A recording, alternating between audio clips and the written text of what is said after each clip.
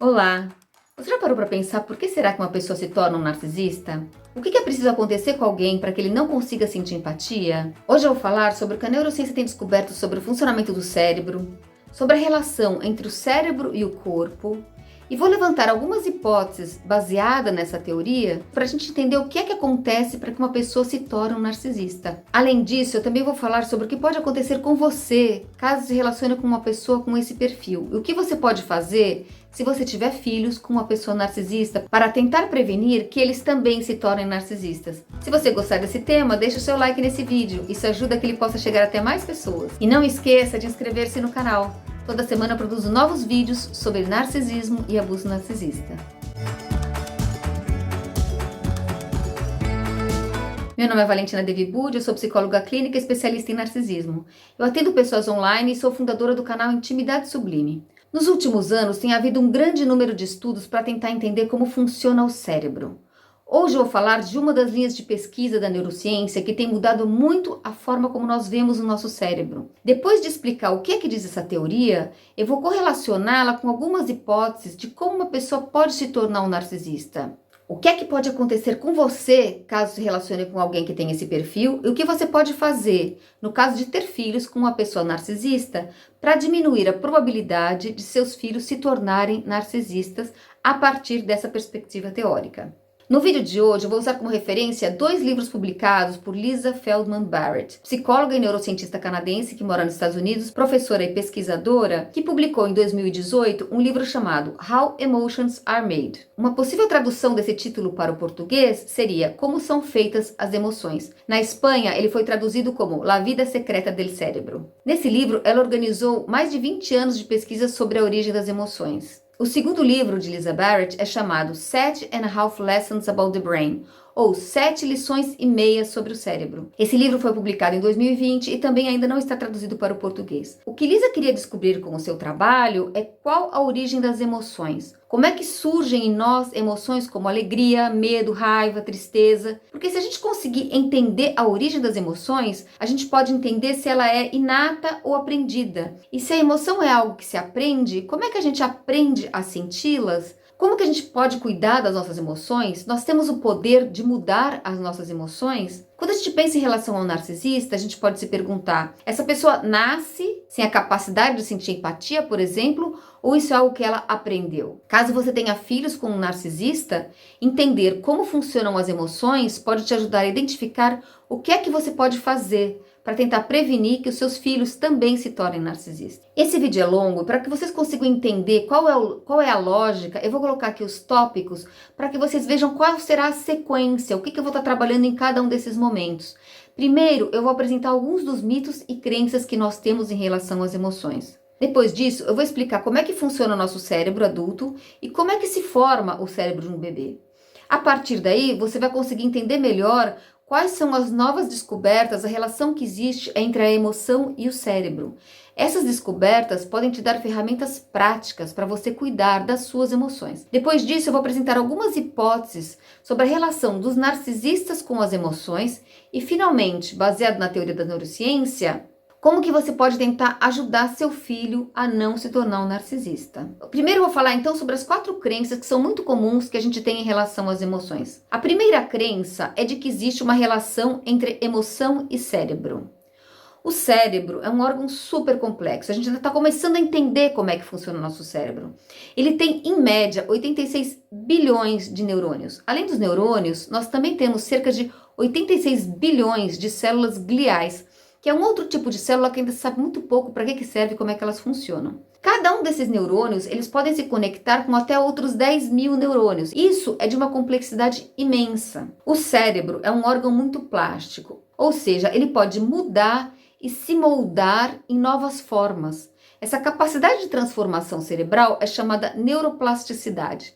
A neuroplasticidade ela existe durante toda a nossa vida, mas ela é maior quanto menor nós somos. Um cérebro mais jovem tem uma maior neuroplasticidade. Com o passar da vida vai tendo uma redução do ritmo, mas ela nunca termina. A gente nunca para de poder transformar o nosso cérebro. Para a gente ter ideia do grau de neuroplasticidade do cérebro, de acordo com estudos, crianças entre 5 e 7 anos que tiveram metade do seu cérebro retirado, por uma questão de convulsão epilética, essas crianças elas tiveram um hemisfério cerebral inteiro removido, elas conseguiram se reorganizar com a outra metade vivendo quase normalmente. Elas apresentavam apenas alguns problemas motores em uma parte do corpo. Se o cérebro se adapta e é capaz de se moldar nesse grau, é impossível que tenhamos duas pessoas com o mesmo cérebro, mesmo gêmeos idênticos. Então, historicamente, foram desenvolvidas muitas pesquisas na neurociência para tentar descobrir qual parte do cérebro era responsável pela emoção. Qual seria, por exemplo, o circuito cerebral do medo? Entender o circuito do medo poderia ajudar a desenvolver tratamentos mais efetivos para alguns transtornos mentais, como fobias. Ou entender outros circuitos poderiam ajudar a tratamento da depressão, da ansiedade, poderia ajudar a desenvolver novos medicamentos para esses problemas. E o que esses estudos mostraram? Muitos estudos. Eles mostraram variabilidade, e o que eles encontraram foi variabilidade. O que é isso? Por mais que tenham tentado encontrar um padrão único para todas as pessoas, o único padrão que eles encontraram foi a variabilidade. Duas pessoas podem dizer sentir a mesma emoção, mas as áreas do cérebro que estão ativadas são diferentes. E uma mesma pessoa pode sentir uma mesma emoção em dois momentos diferentes e diferentes áreas do seu cérebro estão sendo ativadas. Ou seja, olhando para uma imagem de ressonância magnética de uma pessoa, eu não sou capaz de dizer o que ela está sentindo. A mesma imagem pode tanto significar medo quanto excitação. Os cientistas não conseguiram encontrar nenhum circuito que pudesse explicar uma emoção para todas as pessoas. Além dessa pesquisa da relação entre emoção e cérebro, os cientistas também tentaram identificar emoções a partir das expressões faciais. Lisa realizou uma série de pesquisas para tentar identificar que emoções as pessoas sentiam em função das suas expressões faciais. Eu vou mostrar aqui algumas fotos e te pergunto, o que você acha que essas pessoas estão sentindo? Que emoção você acha que elas revelam? Agora eu vou mostrar para vocês a foto completa, no contexto em que elas foram tiradas. Que emoção elas revelam agora para você? Alguma coisa mudou na tua percepção? Fazendo esse tipo de experimento, a Lisa Barrett conseguiu verificar que não existe uma expressão facial e corporal única capaz de expressar universalmente os sentimentos. A expressão sempre depende do contexto. Uma outra pesquisa muito interessante foi usar a mesma foto, o mesmo rosto, trocando apenas o cabelo e a roupa para fazer com que a pessoa se passasse por um homem ou uma mulher. O rosto era exatamente o mesmo, com a mesma expressão. Só mudava a expressão do gênero. Aí ela pedia que as pessoas dissessem o que elas achavam que aquela pessoa estava sentindo. Eu vou te mostrar agora o rosto da Gioconda, da Mona Lisa do Da Vinci. Olhe para esse rosto. O que parece para você que ela está sentindo? E olhe agora. O que te parece? O rosto é exatamente o mesmo, só mudou o cabelo, mais ou menos o cabelo, né?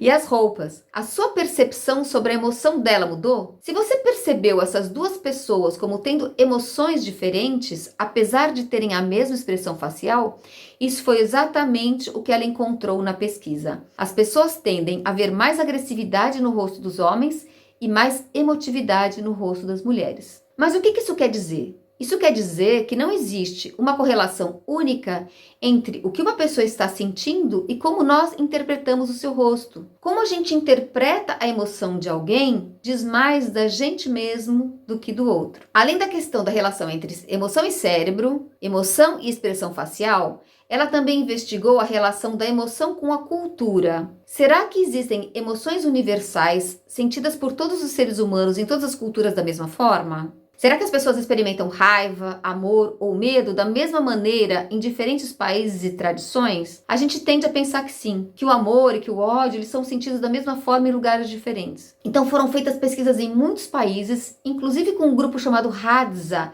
é um grupo étnico nômade, caçador e recoletor da Tanzânia, que vive como todos os seres humanos costumavam viver há milênios, para investigar como eles também viviam as emoções. O que Lisa constatou foi que pessoas de diferentes culturas podem experimentar as emoções de maneira muito diferente. Além de as emoções variarem de cultura para cultura, elas também podiam variar dentro da mesma cultura em diferentes situações. Vou dar um exemplo. Se você sente muita raiva em uma determinada situação em que você acha que você foi tratado injustamente, como é que você expressa essa raiva? Será que isso depende de com quem você está falando? Como é que você expressa a sua raiva quando você briga com seu irmão? Como que você expressa a sua raiva quando você acha que seu chefe foi injusto com você no trabalho? Como é que você expressa a sua raiva se você está sofrendo um assalto à mão armada? Provavelmente, a sua forma de expressão de raiva será muito diferente nessas situações. O mesmo sentimento de raiva, ele pode ser modulado pelas circunstâncias externas e a sua forma de expressar esse sentimento vai ser diferente. Há culturas que consideram que expressar as emoções é algo muito normal, como a brasileira, por exemplo. Já outras culturas, como a japonesa, não consideram adequado você expressar suas emoções para os outros. A gente pode ver um exemplo interessante sobre essa diferença na relação com a emoção em diferentes culturas, quando a gente olha para como as pessoas reagem no Brasil e no Japão quando elas recebem presentes. No Brasil, se você recebe um presente, é esperado que você abra o presente na hora, na frente de quem te deu e mostre satisfação. Já no Japão, há um costume muito forte de se presentear. O presente tem um significado totalmente diferente na cultura oriental. O antropólogo brasileiro Paulo Nicolelli Ramires diz que, segundo Marcel Mauss, nas culturas que não são as capitalistas ocidentais, o presente é uma dádiva. É uma forma de alguém dar uma parte de si mesmo para o outro. Isso faz com que o presente tenha um valor simbólico. O valor do presente não está no objeto. Por isso é que os presentes japoneses têm pacotes tão lindos e tão cuidados. Quando um japonês recebe um presente, de forma geral, ele agradece e não abre o pacote na frente de quem deu. Por quê? Porque eles agradecem o gesto independentemente do objeto que foi presenteado. E caso a pessoa não gostasse do objeto, ela poderia expressar isso de alguma forma na sua reação quando abrisse o pacote.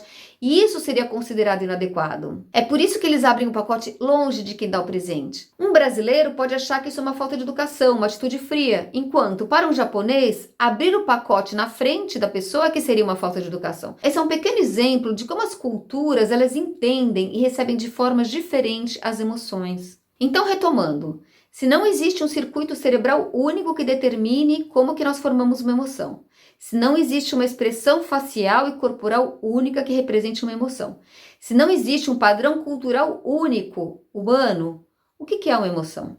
Então aqui vai o quarto engano. A gente tende a pensar que as nossas emoções são como reflexo. Então, por exemplo, a gente vai andar no meio do mato e vê uma cobra. E aí a gente sente medo. A gente pensa que a emoção do medo é um reflexo de a gente ter visto a cobra, que ver a cobra que nos produziu medo.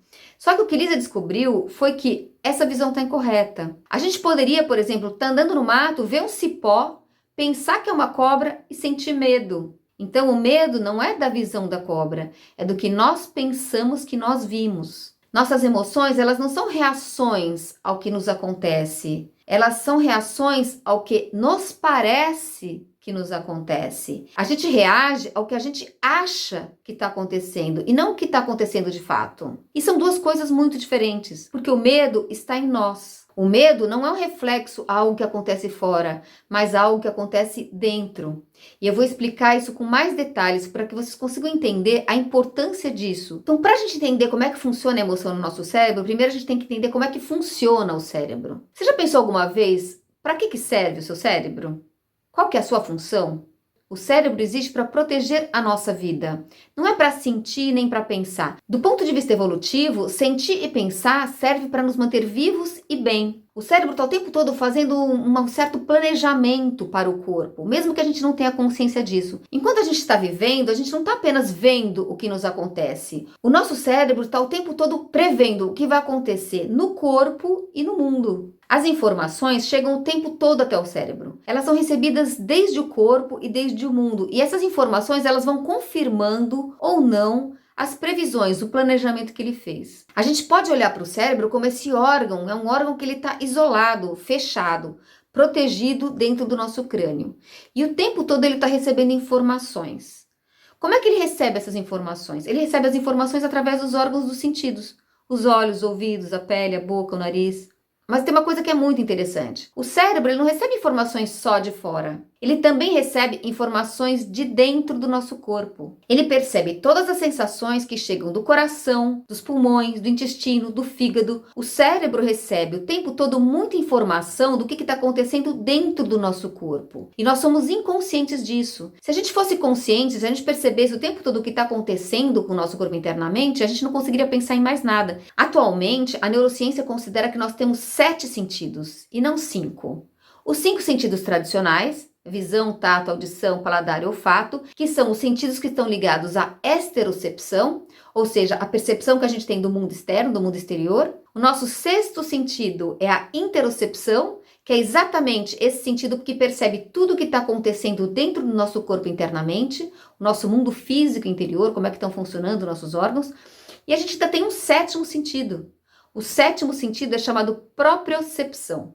A propriocepção é a sensação que a gente tem de nós mesmos, a postura corporal. O cérebro recebe todo o tempo informações sobre a nossa postura a partir dos nossos músculos, ligamentos e tendões. E tudo isso para quê? Para proteger a nossa vida. A função do nosso cérebro é nos manter vivos. A interocepção, que é essa percepção que a gente tem dos nossos órgãos internos, talvez seja o nosso sentido mais importante. E ela é afetada por muita coisa. Quando há alguma alteração em algum órgão nosso, o cérebro não sabe o que causou essa alteração. Ele só percebe o efeito dela. E ele faz o que é chamado uma inferência invertida. Ou seja, o cérebro é que tem que dizer o que está causando aquela reação interna. Então, por exemplo, se você está com dor de barriga, você não sabe exatamente o que está acontecendo, você está com aquele desconforto, você pode começar a se perguntar: será que eu comi alguma coisa que me fez mal? Será que eu estou com cólica menstrual? Será que é meu apêndice? E aí vem a questão: como é que o cérebro interpreta o que é que está acontecendo? A fonte mais importante de informação sobre o que está acontecendo são as suas experiências passadas. E o cérebro ele tenta interpretar esses sinais, mas ele não só lembra do que já aconteceu, mas ele também combina diversas experiências de uma forma nova. Você pode imaginar que está com apendicite, por exemplo. Não porque você já tenha tido apendicite, mas porque você sabe que é possível ter apendicite. Então, todo esse processo faz com que o cérebro seja um órgão que consuma muita energia do nosso corpo. Ele está o tempo todo analisando e prevendo tudo o que vai acontecer. Tudo, dentro e fora de nós. E ele busca gastar o mínimo de energia possível. E o que acontece quando acontece alguma coisa diferente do que é esperado? Quando começa uma pandemia e você tem que começar a trabalhar em casa, por exemplo. O cérebro aprende, ele se reorganiza, ele recria um modelo interno, ele cria um novo modelo interno que ele construiu da realidade, de forma que você possa prever melhor o que você tem que fazer na próxima vez. E por que ele prevê? Porque prever e reagir gasta muito menos energia do que perceber tudo o que está acontecendo a cada momento. É por isso que a gente automatiza ação e pensamento. A gente não aprende a dirigir cada vez que a gente dirige um carro. Uma vez que a gente aprendeu, isso fica automatizado, isso nos poupa energia. Então, essa energia a gente vai poder utilizar para fazer outras coisas. Um reflexo é o que acontece quando o cérebro não verifica o que está acontecendo na realidade antes de reagir. Ele prevê e reage sem analisar a realidade. É assim que funciona o reflexo. Se você vê alguém com uma arma, por exemplo, o seu corpo reage antes mesmo de você conseguir ver a arma. O Antônio Damasio, ele é um neurocientista super importante que ele conseguiu provar isso. O nosso corpo reage em 70 milissegundos e nós só conseguimos ver a arma no nosso córtex visual, que fica aqui na parte de trás do cérebro, depois de 300 milissegundos. Assim, reagimos com base em emoções que foram formadas a partir de experiências passadas. É assim que você pode reagir com medo quando você vê um cipó e você pensa que é uma cobra. Porque ali na mata é isso que seu cérebro está preparado para ver naquele momento. Essas previsões, em graus menos dramáticos, elas acontecem milhares de vezes por dia. Nosso cérebro é como se fosse uma máquina de previsões, porque ele quer gastar o mínimo de energia possível para que você sobreviva. Então, o tempo todo você não está vendo, você está prevendo. O cérebro de cada pessoa cria um mundo e uma experiência particular. Você sente como se você estivesse vivendo a realidade, mas isso não é verdade. O que você vê é a sua própria realidade. A partir das nossas experiências, nós criamos modelos internos e esses modelos é que gerenciam as nossas decisões, sem que a gente tenha consciência disso. Seu cérebro está usando experiências anteriores para prever, para fazer combinações e criar novas previsões. Então, ele não apenas contém informação, ele também cria novas informações. Então, o que acontece quando a gente nasce? Como que nós iniciamos esse processo de construção da realidade? Como é que funciona o cérebro de um bebê? Um embrião humano tem o dobro de neurônios que o cérebro adulto. Por por quê? Porque essas conexões vão permitir que o cérebro dele se adapte aos mais diferentes ambientes. Um bebê, ele nasce com a capacidade de falar qualquer língua, mas ao mesmo tempo, as conexões cerebrais que não forem usadas acabam se tornando um peso, um desperdício de energia para o cérebro. Assim, o que o cérebro faz? Ele poda. É por isso que, apesar de todos os bebês terem a capacidade de falar qualquer língua quando eles nascem, com o tempo, essa capacidade se reduz aos sons que eles escutaram no começo da vida. Quando um bebê nasce, ele não consegue ver direito. O sistema visual dele não está completo no cérebro. O olho é parte do cérebro. E a retina do olho tem que ser estimulada com luz para que essa criança possa ver. Se ela não for estimulada com luz, ele não vai enxergar normalmente. A mesma coisa acontece com todos os nossos sentidos. O cérebro vai aprendendo e se constrói gradativamente a partir das experiências que esse bebê vai tendo. Os bebês precisam de elementos físicos para sobreviver, como comida, água, regulação da temperatura do corpo, mas além disso, eles também precisam de elementos sociais para sobreviver. Sem contato social, físico e emocional, eles não sobrevivem. Bebês que são alimentados só com comida morrem, literalmente. O bebê nasce sem a capacidade de se autorregular. Quando você alimenta um bebê e se conecta emocionalmente com ele, isso produz um impacto nele. Isso faz com que ele se conecte não só com você, mas com ele mesmo e com as próprias necessidades. A conexão do cérebro de um bebê com o cérebro de um adulto ajuda o cérebro dele a entender como se autorregular. Nós não nascemos para regular o nosso corpo, o nosso sistema nervoso sozinhos. Como nascemos muito imaturos, quando nascemos, nosso cérebro é ligado, ele é conectado a partir do ambiente físico e social que encontramos.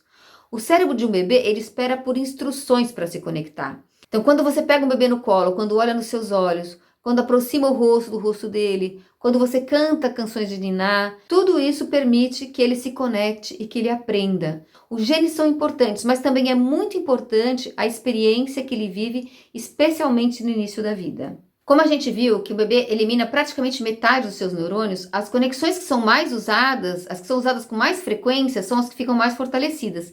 E as menos usadas se enfraquecem e morrem. O cérebro de um bebê se conecta não só com o que os cuidadores fazem, mas também com o que eles não fazem. Por exemplo, quando uma criança é deixada chorando por muito tempo, aquilo que antigamente se dizia que era para fazer, que era para deixar o bebê chorando sozinho até ele se acalmar, isso pode fazer com que o bebê aprenda que o mundo não é um lugar seguro. Hoje em dia não se considera mais que isso seja adequado, porque isso faz com que ele sinta um nível de estresse muito grande para o pequeno sistema dele suportar, porque ele não tem como sobreviver sozinho. Ser cuidador de um bebê, ser uma mãe ou um pai, é um grande desafio. É muito difícil saber quais são os limites, quando intervir, quando recuar, o que está certo, o que está errado, o que vai ajudar, o que vai prejudicar. Quem te ajuda a saber o que tem que fazer é a cultura em que você está. Não existe uma forma única de se cuidar de um bebê. Diferentes culturas usam diferentes práticas e cada cultura vai gerar diferentes modelos de mundo internalizado para aquelas crianças. A gente internaliza um modelo de mundo quando é criança que vai servir para a nossa vida e culturas diferentes internalizam modelos diferentes. Do ponto de vista evolutivo, isso pode ser considerado uma vantagem para a nossa espécie, porque permite que a gente se adapte, que o ser humano se adapte a muitas situações diferentes. Agora, ter tanta plasticidade neuronal é muito bom, mas também tem um alto risco. E tem um alto risco por quê? Porque como os bebês precisam de um mundo social adequado para se desenvolverem, quando isso não acontece, eles podem ter problemas. Nós somos uma espécie social, nós precisamos uns dos outros para sobreviver e regulamos coletivamente nossa possibilidade de sobrevivência. E aqui surge uma nova questão. Como é que nós regulamos coletivamente a nossa sobrevivência? Como é que nós conseguimos construir uma coletividade? Através da linguagem, é através das palavras. As palavras, a língua, é que permite que nós nos aproximemos da realidade das outras pessoas. É por meio das palavras que nós podemos saber o que está acontecendo com as outras pessoas. As pesquisas mostram que bebês com 4 meses de idade já começam a fazer conexões e a criar conceitos entre objetos e palavras. Em resumo, as palavras têm poder. Os estudos mostram como as palavras afetam o nosso cérebro. Elas são capazes de controlar a nossa frequência cardíaca, a nossa respiração, nosso metabolismo, nosso sistema imunológico, nossos hormônios. Tudo isso a partir do processamento dos significados das palavras. Como é que as palavras têm um efeito tão grande sobre a gente?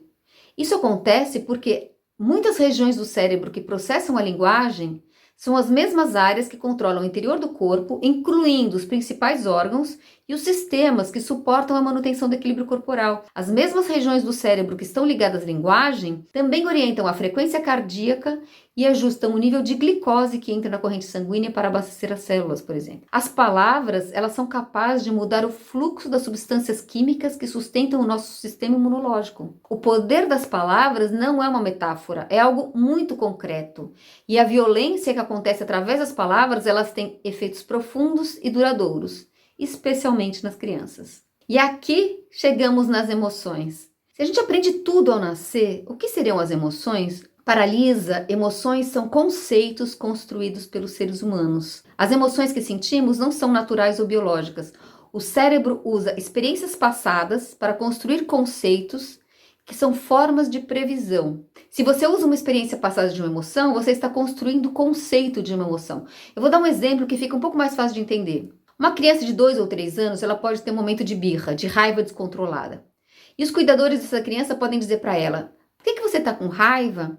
Nesse momento, a criança começa a criar um conceito. Ela consegue entender que aquela sensação, que aquela reação que ela teve, que aquela manifestação do corpo dela, aquilo é raiva. Mas esse mesmo conceito de raiva pode ter uma expressão diferente em outras situações da vida dela. Como eu falei no começo do vídeo, as diferentes formas de expressão da sua raiva com seu chefe ou com seu irmão. Você pode estar com raiva e gritar, ou sorrir, ou chorar. A sua reação pode variar, dependendo do que você vai fazer. Mas a emoção que você sente, você continua a chamar de raiva. Seu cérebro, com essa emoção, prepara teu corpo para reagir de alguma forma àquela situação. A lutar, a fugir, a fazer de conta que nada aconteceu. O cérebro faz uma inferência sobre o que você vai sentir baseado nesse conceito que foi criado a partir de experiências anteriores. Em resumo, o seu cérebro é quem constrói a emoção. Eu vou dar um outro exemplo sobre a criação de conceitos ligados a uma emoção que talvez fique mais claro. Se você já viveu uma situação de bombardeio amoroso, naquele momento o seu cérebro construiu uma emoção em função das suas experiências anteriores. Ter recebido aquele alto grau de atenção e cuidado pode ter te levado a sentir prazer e amor e fazer com que você se apaixonasse por aquela pessoa. Mas, se você já passou por uma experiência de abuso narcisista e aprendeu qual o padrão de comportamento de uma pessoa com perfil narcisista, você passou a entender aquela tensão e aquele cuidado excessivo que acontece no começo da relação, aquele avalanche de mensagem, as promessas de amor, os futuros sedutores, você começa a entender isso agora como uma tentativa de manipulação dos seus sentimentos. Você pode perceber esses mesmos gestos de uma outra forma. E se uma nova pessoa tentar te seduzir usando as mesmas táticas, você pode reconhecer que se trata de um bombardeio amoroso e não amor. E a emoção que isso pode te gerar pode ser aversão ou medo, diferentemente da primeira vez que você não sabia o que era aquilo. Você criou um conceito com base na sua experiência e pôde construir uma nova emoção. É assim que aprendemos e construímos emoções a partir de conceitos. Os conceitos são criados com palavras. Agora, se uma pessoa nunca ouviu falar em bombardeio amoroso ou em abuso narcisista, ela não tem como criar esse conceito, ela não sabe que isso existe e pode cair várias vezes no mesmo processo de sedução e abuso achando que aquilo é uma paixão. Os conceitos são criados coletivamente pelos seres humanos. São eles que nos permitem criar a civilização e a cultura. Nós damos sentidos para as coisas porque concordamos coletivamente com os conceitos. E é isso que acontece com as emoções. As culturas criam conceitos coletivos do que é uma emoção. E há muitas diferenças entre as culturas. Quando falamos sobre emoções para as crianças, estamos escolhendo que conceitos apresentar para elas. Essas emoções, elas estão sendo criadas a partir do ambiente em que elas nasceram. As crianças estão aprendendo tudo e usamos palavras mentais, interpretando o que elas estão sentindo e ensinando a elas o que é sentir. Quando uma mãe pergunta para o seu filho que está chorando, se ele está triste, ele está aprendendo que aquela emoção é tristeza. As palavras que permitem que a criança aprenda a criar categorias abstratas. São as palavras que permitirão ao cérebro fazer previsões sobre as suas emoções. O que você deverá sentir em uma determinada situação. Se o seu cérebro não pode fazer o conceito do que ele vai experienciar, você é experimentalmente cego. Você percebe o ambiente, você percebe o seu corpo como ruído, mas isso não se organiza na forma de um conceito e não cria um sentido. O que faz com que a pessoa não consiga experienciar uma emoção, mas apenas afetos desordenados. Um mal-estar sem nome. A gente pode se perguntar, será que acontece alguma coisa parecida com os narcisistas? Aqui eu proponho uma hipótese, com base nessa teoria da neurociência, sobre o que pode ter acontecido com uma pessoa para que ela se tornasse um narcisista. O que é que acontece quando uma pessoa não tem um conceito próprio em relação às emoções? Quando ela não viveu esse processo de aprendizagem, quando esses fios não foram conectados, não foram ligados no seu cérebro. Se as palavras não foram relacionadas com as experiências fisiológicas que ela sentiu, de forma que ela não pudesse criar um conceito de uma emoção, essa pessoa seria cega emocionalmente. Da mesma forma que as pessoas que não são expostas à luz, elas ficam cegas e não desenvolvem a capacidade de enxergar, apesar de no começo da vida não ter nenhum problema neurológico que as impedisse de ver, uma pessoa que no início da vida não foi adequadamente conectada ao mundo emocional, de forma a ser capaz de criar conceitos e a partir desses conceitos emoções, ela pode vir a se tornar um narcisista. Diferentes situações de vida podem ter acontecido para que ela não desenvolvesse essa capacidade. Isso pode acontecer em função de abuso, de maltrato, de negligência ou de um excesso de complacência, de falta de limite que não permite que a criança também se conheça. Se o cérebro dela não tem a capacidade de reconhecer o que acontece com ela, se não existe nenhuma similaridade entre as experiências presentes com as experiências passadas, ela não consegue prever o que o outro vai sentir e experimentar a partir das suas ações. O narcisista vive uma forma de cegueira emocional. A incapacidade de criar conceitos emocionais impede ao narcisista de identificar o que os outros sentem. Como nós somos seres sociais, o contato com os outros pode nos ajudar a equilibrar o nosso sistema interno. O narcisista está sempre buscando pessoas que possam ajudá-lo no seu equilíbrio interno.